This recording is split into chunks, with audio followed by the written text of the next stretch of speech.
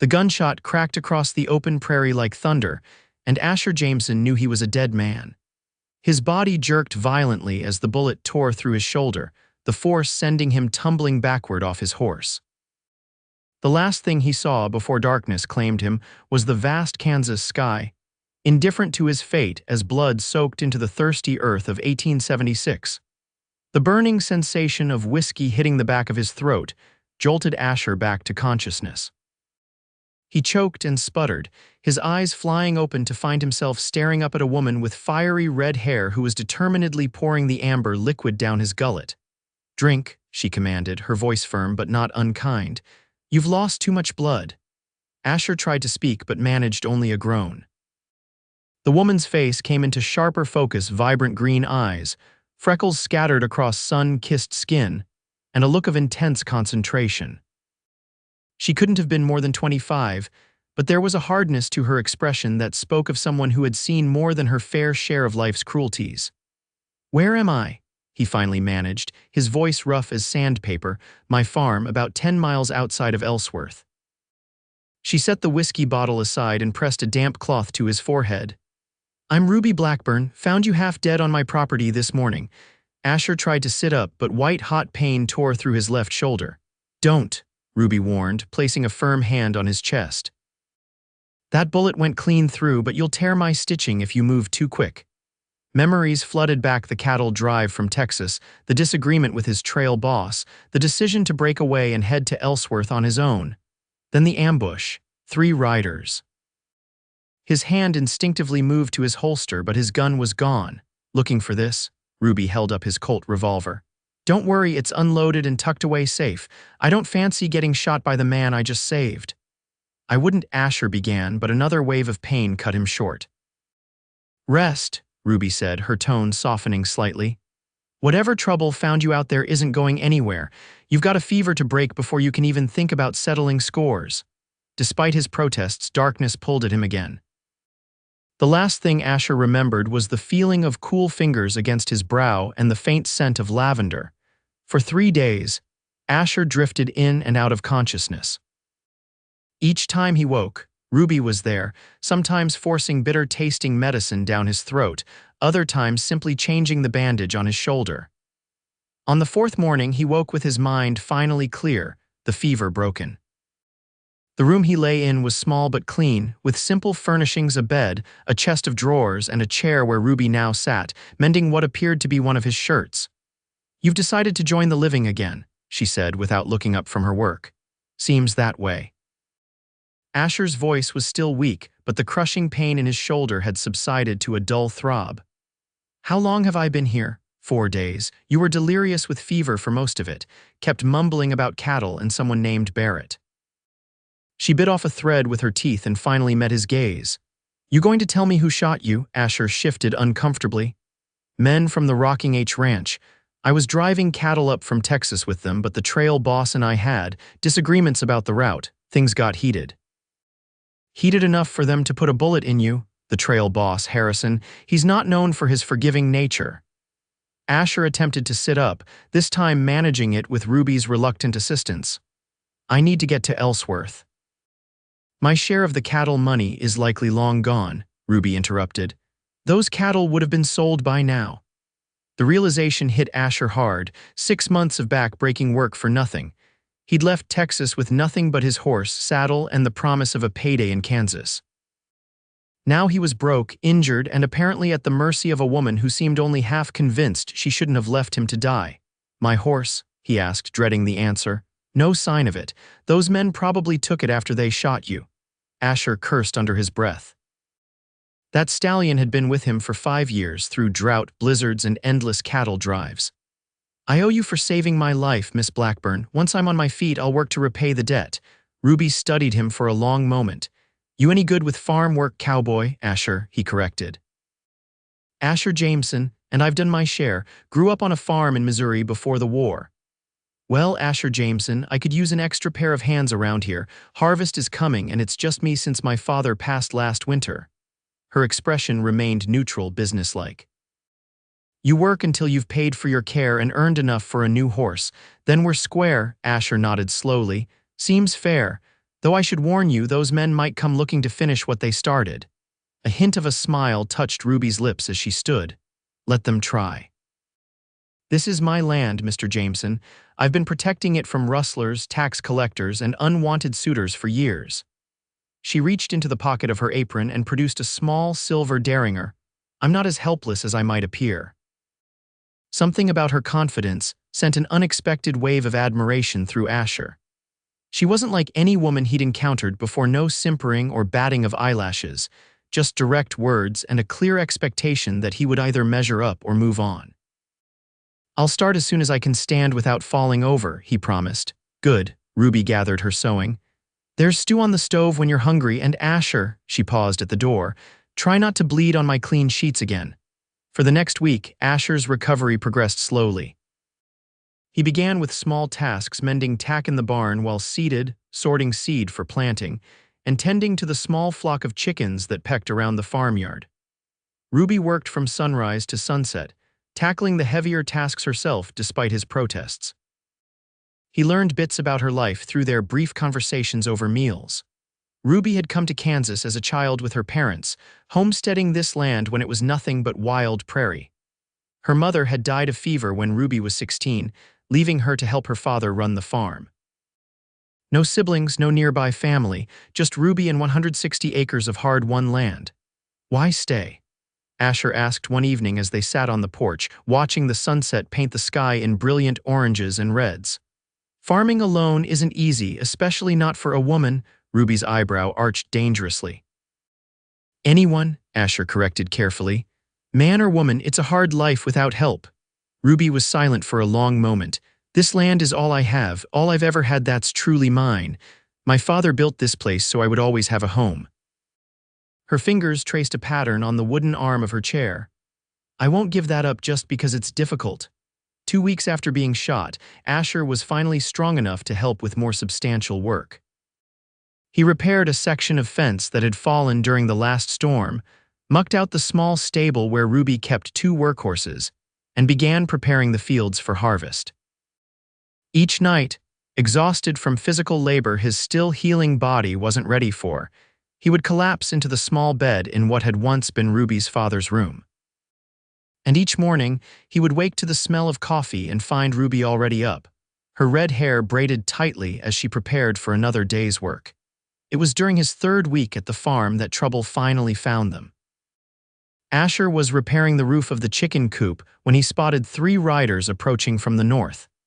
Even at a distance, he recognized the lead rider's distinctive slouched posture. Barrett Harrison, trail boss of the Rocking H outfit.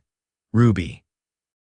He called out, climbing down from the roof as quickly as his still tender shoulder would allow. "Company coming, and not the friendly kind." Ruby emerged from the barn, wiping her hands on her apron. Without a word, she went into the house and returned moments later with a shotgun and Asher's Colt, now loaded. "You sure you want to stand with me on this?" Asher asked, checking the revolver. "You could just tell them I left." Ruby's expression hardened. "No one threatens what's mine." She pumped the shotgun with practiced ease. "And right now, that includes you." The unexpected declaration left Asher momentarily speechless. Before he could respond, the riders were upon them, dust billowing as they reined in their horses in the farmyard. "Well, well," Barrett Harrison drawled, his weathered face splitting into an unpleasant grin beneath his mustache. "Looks like you're harder to kill than a cockroach, Jameson. What do you want, Barrett?" Asher kept his voice even, though his hand tightened on the grip of his pistol. "Just came to finish our business." Barrett's eyes flicked to Ruby. "Madam, this man stole from our outfit. We're just here to collect what's ours." "That's a lie," Asher said through gritted teeth. "My cut of the herd money is what you owe me." Barrett spat a stream of tobacco juice onto the dirt. "You abandoned the drive, forfeited your share. After you tried to change our agreement and cheat the men out of half their pay," Asher countered. Ruby stepped forward, the shotgun steady in her hands. "I don't care what dispute you gentlemen have. This is my property and I don't recall inviting any of you onto it." Barrett's expression darkened. "This isn't your concern, woman. The moment you rode onto my land uninvited, it became my concern." Ruby's voice was as sharp as a newly honed blade. "Now you can either state your business civilly or you can leave." The two men flanking Barrett shifted uncomfortably, clearly not having anticipated armed resistance from a farmwoman. Barrett himself seemed taken aback by her boldness. "Your man there owes us. He rode off with company property." "The only thing I took was my own horse," Asher said, "which appears to be missing, along with my saddle and gear." "Salvage," Barrett shrugged. "Found them wandering after you got yourself shot." Ruby leveled the shotgun more deliberately. "Mr. Jameson is working for me now to pay off his debts. Whatever business you had with him is concluded." Barrett's face flushed with anger. "Now you listen here, no, you listen," Ruby cut him off. "The sheriff in Ellsworth is a family friend. If anything happens to me or Mr. Jameson, he'll know exactly who to look for." It was a bluff, Asher realized, but delivered with such conviction that even he almost believed it. The standoff stretched for what felt like an eternity. Finally, Barrett spat again and gathered his reins. "This isn't over, Jameson." "It is from where I'm standing," Asher replied evenly. With a final glare, Barrett wheeled his horse around. His companions followed suit, and soon the three riders were nothing but dust on the horizon. Asher let out a breath he hadn't realized he was holding. "That was impressive."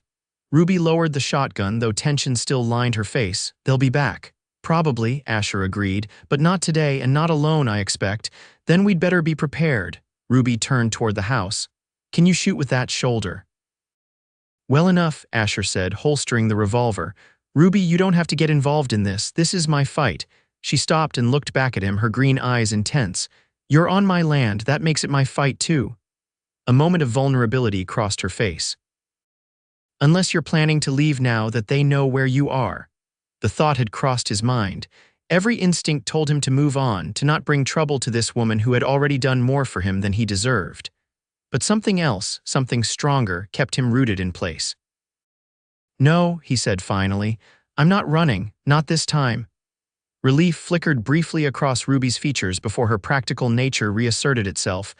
"Good, because the North Field still needs harvesting and I can't do it alone." That night, after a quiet dinner, Asher found Ruby sitting at the kitchen table, a ledger open before her. The lamplight cast soft shadows across her face as she frowned at the columns of numbers. "Bad news?" he asked, pouring himself a cup of coffee. Ruby sighed, pushing the ledger away. "Just the usual. The bank loan on the farm, supplies for winter, seed for next spring. It never ends."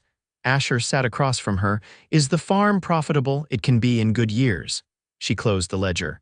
"This year the wheat did well, but prices are down.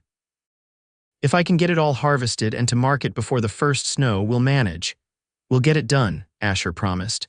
The wheeze slipped out naturally, and he didn't correct himself. Ruby studied him with a thoughtful expression. "Why did you become a cowboy, Asher? You said you grew up on a farm." The question caught him off guard. It had been years since anyone had asked about his past. "After the war, there wasn't much left of our farm in Missouri. Raiders had burned most of it during the fighting." He sipped his coffee, memories he usually kept buried rising to the surface.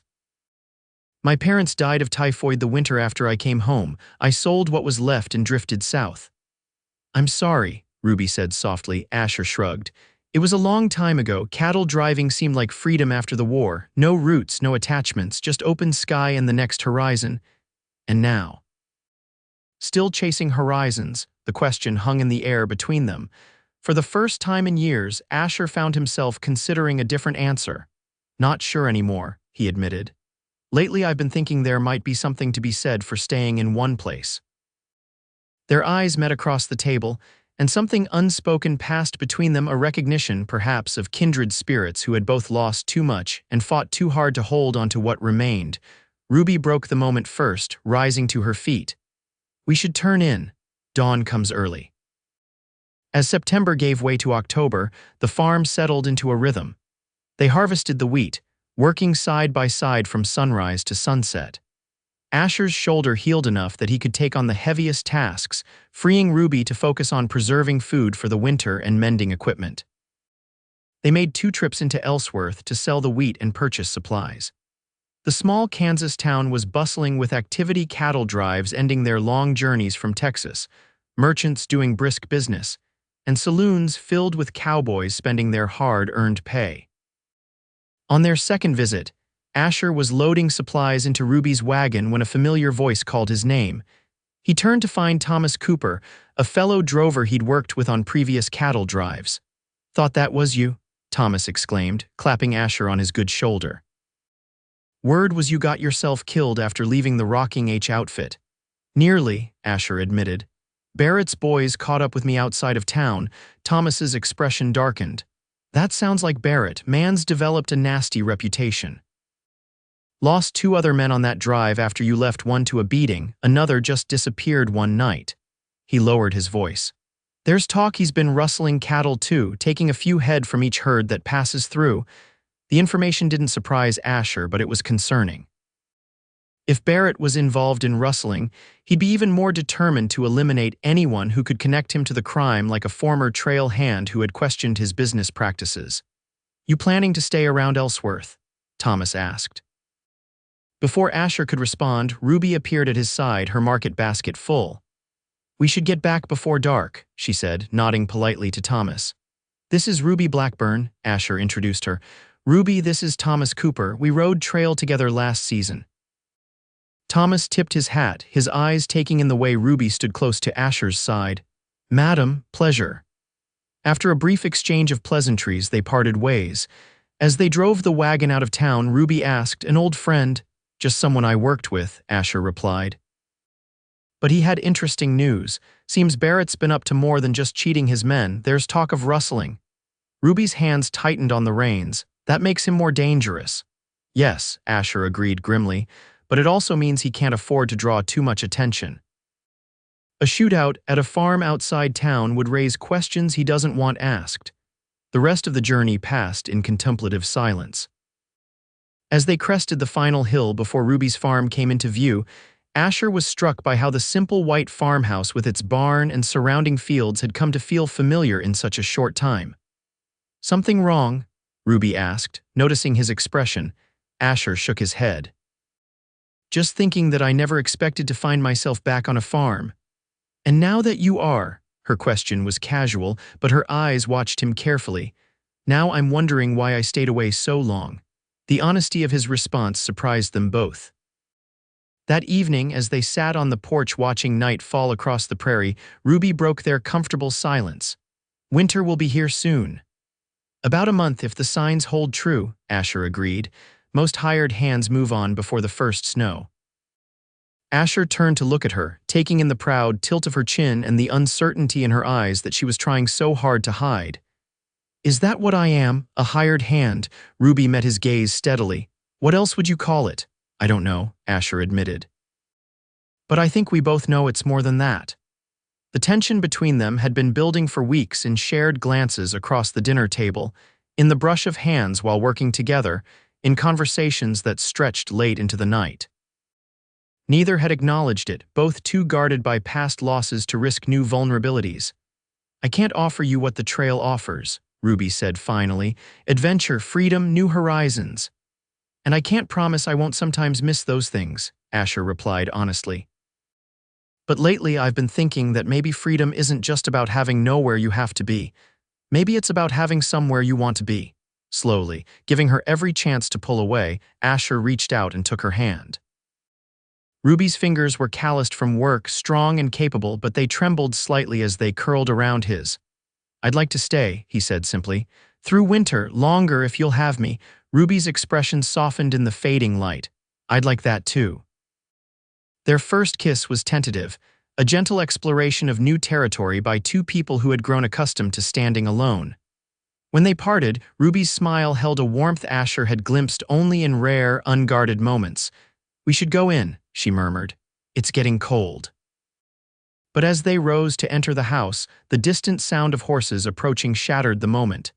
"Get inside," Asher said, instantly alert, "and get the shotgun." Ruby hesitated only briefly before hurrying into the house. Asher drew his revolver and positioned himself on the porch, straining to see through the gathering darkness. 4 riders emerged from the shadows, moving slowly toward the farmhouse. Barrett Harrison's voice called out, "Evening, Jameson." "Thought we'd pay you and your lady friend another social call." Ruby appeared beside Asher, shotgun in hand. "4 of them," she observed quietly. "At least the ones we can see," Asher replied. "They wouldn't come without thinking they had the advantage." Barrett reined his horse to a stop about 20 yards from the house. "Got a business proposition for you. I'm not interested in any business with you, Barrett," Asher called back. "Oh, I think you'll want to hear this one." Barrett's tone was smug. "See, we're setting up a little cattle operation of our own. Need experienced men. Thought you might want to join up for old time's sake." "You mean your rustling operation?" Asher said flatly. "The answer's no." Barrett's expression hardened. "That's not the answer I came for, Jameson. Woman can't protect you forever. Sooner or later you'll have to choose join us or we'll burn you out." Ruby stepped forward, the shotgun steady in her hands. "This is my land, Mr. Harrison. If you're not off it in the next minute, I'll consider you trespassers and act accordingly." Barrett laughed, a harsh sound in the quiet evening. Big talk from a woman alone with one injured cowboy for protection. "She's not alone," came a new voice from the darkness to their right. Thomas Cooper stepped into view, rifle raised. Behind him, two more men emerged, both armed. "Evening, Barrett," Thomas said casually. "Fancy meeting you here." Barrett's confident demeanor faltered. "This isn't your fight, Cooper. When you start threatening decent folks and rustling cattle, you make it everyone's fight." Thomas moved to stand beside Asher. "Sheriff's mighty interested in those missing cattle from the Thompson herd. Got a posse forming in town right now." It was a standoff, with neither side willing to make the first move. Asher could see Barrett calculating his odds 4 against 6, with the possibility of a sheriff's posse on the way. Not good odds for a man wanted for rustling.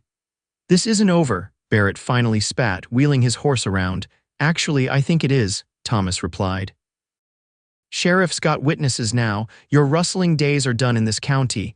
With a final glare of hatred, Barrett and his men rode off into the darkness. Once they were gone, Ruby lowered the shotgun. "Thank you," she said to Thomas. "How did you know?" "Asher mentioned where you lived," Thomas explained. "When I heard Barrett gathering men and talking about settling scores, wasn't hard to figure out where they were headed." "And the sheriff's posse?" Asher asked. Thomas grinned. "That part might have been stretching the truth a bit. But there is a new deputy in town asking questions about missing cattle. Won't be long before Barrett's name comes up." After ensuring the men Barrett had brought with him had truly departed, Thomas and his companions accepted Ruby's invitation to stay for a late supper. The kitchen was crowded with the unexpected guests, but the mood was light with the relief of averted danger. As the evening wore on, Thomas pulled Asher aside. "You seem different," he observed, "more settled." Asher's eyes found Ruby across the room, laughing at something one of Thomas's companions had said. "I suppose I am. Never thought I'd see the day Asher Jameson would trade the trail for a farmhouse." "Neither did I," Asher admitted. "But sometimes the unexpected turns out to be exactly what you need." Thomas clapped him on the shoulder. "Well, if you ever get the urge to drive cattle again, you know where to find me, but somehow I don't think you will." He nodded toward Ruby. "She's a special one, don't mess it up." "I don't intend to." After their guests departed, promising to keep watch on the road for any sign of Barrett returning, Asher and Ruby found themselves alone again. The night's events had left a lingering tension that needed release. "That was too close," Ruby said, her hands busy with clearing away dishes but her mind clearly elsewhere. "Barrett won't give up easily," Asher acknowledged, "but he's got bigger problems now if the law's looking into the rustling." Ruby set down the plate she was holding with more force than necessary. "I hate this.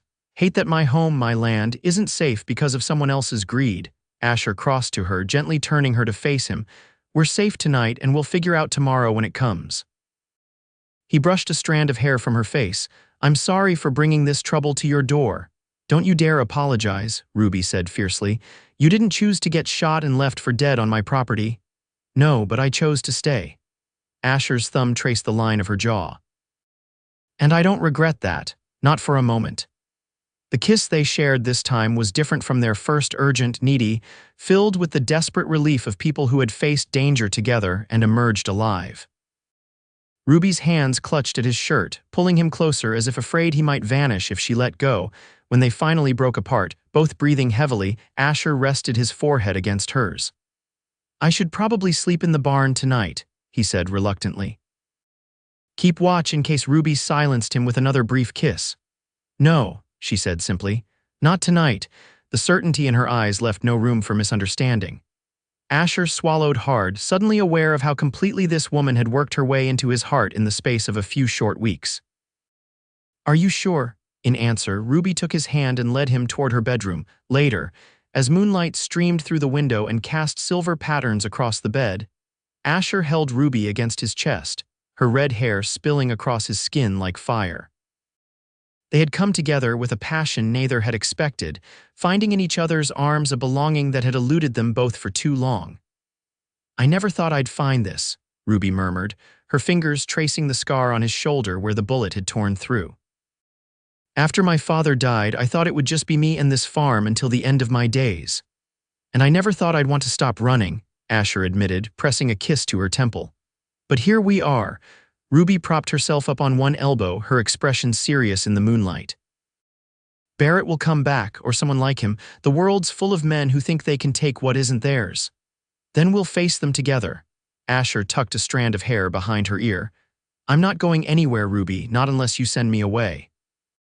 Her smile was worth every hardship he'd endured to find himself in this moment. "Then you'd better get comfortable, Cowboy, because I plan to keep you around for a very long time." As winter descended on the Kansas prairie, life at the Blackburn farm fell into new rhythms. The threat from Barrett Harrison faded when news reached them that he'd been arrested in Wichita for cattle rustling. With that shadow lifted, Asher and Ruby turned their attention to weatherproofing the house and barn, preparing for the harsh months ahead. They were married on a crisp December morning in the small church in Ellsworth, with Thomas Cooper standing as witness alongside a few of Ruby's neighboring farmers. The ceremony was simple, the celebration afterward modest but joyful.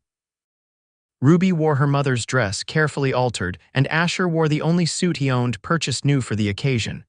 "Mrs. Jameson," he whispered as they drove the wagon home through a gentle snowfall.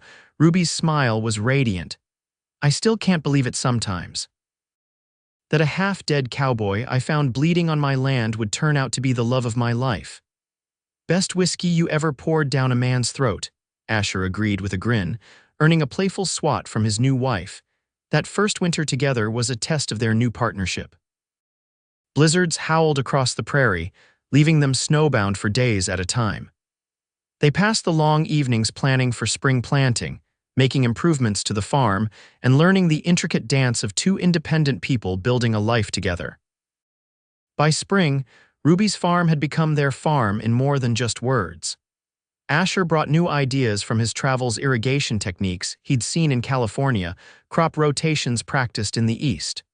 Ruby contributed her deep knowledge of the land and its particular demands. Together, they expanded the operation, adding more cattle and experimenting with new crops. Word reached them occasionally of Barrett Harrison. He'd escaped custody during transfer to a federal prison and was rumored to be operating somewhere in Indian Territory.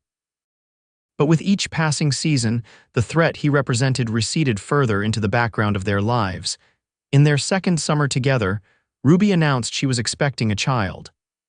Asher's joy was tempered only by his fear for her safety in a place where medical help was scarce. "Women have been having babies since the beginning of time," Ruby assured him, placing his hand on her still flat stomach. "And I'm stronger than most." "That you are," Asher agreed, his throat tight with emotion. "Still, I'm sending for that new doctor in Ellsworth to check on you regular."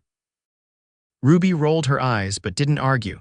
They both knew his protective instincts had only grown stronger since their marriage. Their son, Michael Thomas Jameson, was born on a stormy night in February 1878. Ruby's labor was long and difficult, but both mother and child emerged healthy, if exhausted. Asher, who had paced outside the bedroom door for hours while the midwife attended Ruby, felt his heart expand in ways he hadn't known possible when he first held his son. "He has your eyes," Ruby whispered, watching the two of them together. "And your stubbornness, I expect," Asher replied, unable to stop staring at the tiny, perfect features of the child they had created. Life with a child brought new challenges and joys to the farm. Michael grew into a curious, energetic boy who followed his father everywhere, asking endless questions and learning the rhythms of farm life from his earliest days. Ruby often found them together in the barn, Asher patiently teaching their son about horses or tools while Michael listened with rapt attention. Their family grew again 3 years later with the birth of their daughter, Emma Rose. Where Michael was bold and adventurous, Emma proved thoughtful and observant, often sitting quietly with Ruby as she worked, absorbing everything around her with wise eyes that seemed older than her years. "She reminds me of you," Asher told Ruby one evening as they watched their daughter carefully arranging stone patterns in the dirt of the farmyard. That same determined focus. Ruby leaned against him, her head on his shoulder, and that same red hair, poor child. "Beautiful child," Asher corrected, kissing the top of her head. "Just like her mother." As the years passed, the Jameson farm prospered. They added acreage when neighboring farms came up for sale, built a larger barn, and established a respectable herd of cattle. Their reputation for fair dealing and quality products spread throughout the county. Asher occasionally encountered men he had known from his trail driving days. They would swap stories over whiskey and Ellsworth, tales of cattle drives and adventures that grew taller with each telling. Sometimes, when a particularly vivid description of life on the trail stirred old memories, Asher would feel a momentary pang for the freedom of his younger days.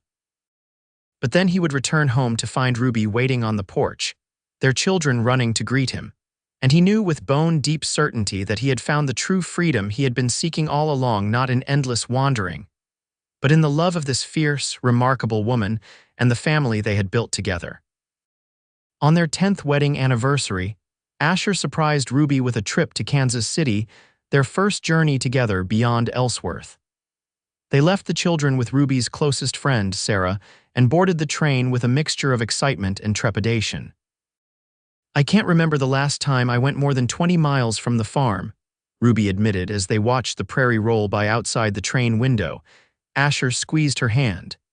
"Getting restless after all these years with just me for company?" Ruby's smile was tender as she turned to face him. "Never, but it is nice to remember there's a world out there beyond our fences." Kansas City dazzled them with its bustle and energy. They stayed in a proper hotel, ate in restaurants, and attended a theatrical performance that left Ruby enchanted.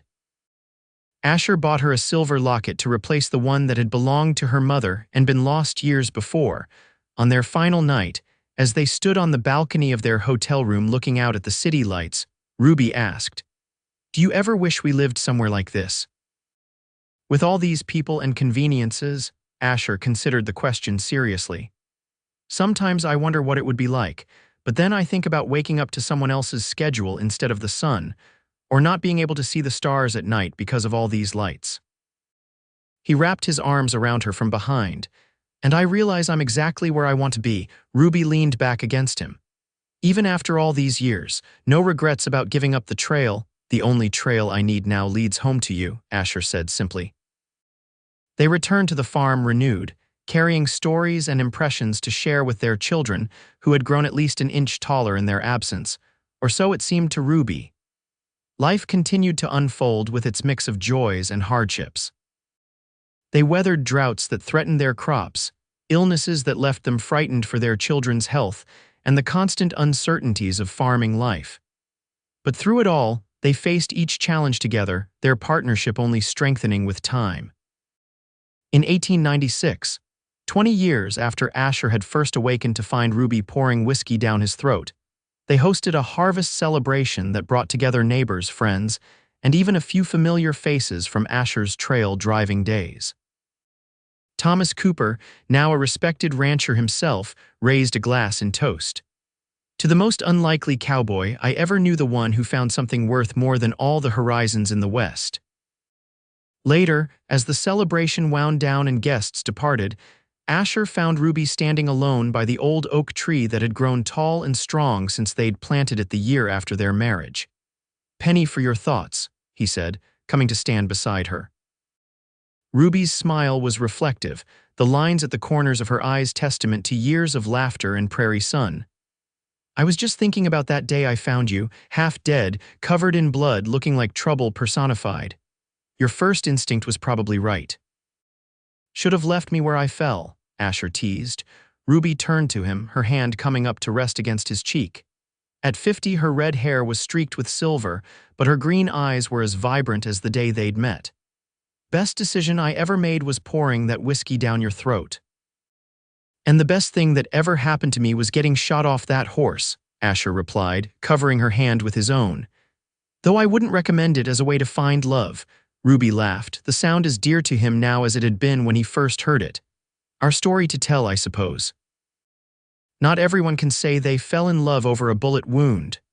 No, Asher agreed, drawing her into his arms as the Kansas sunset painted the sky in brilliant hues of orange and pink.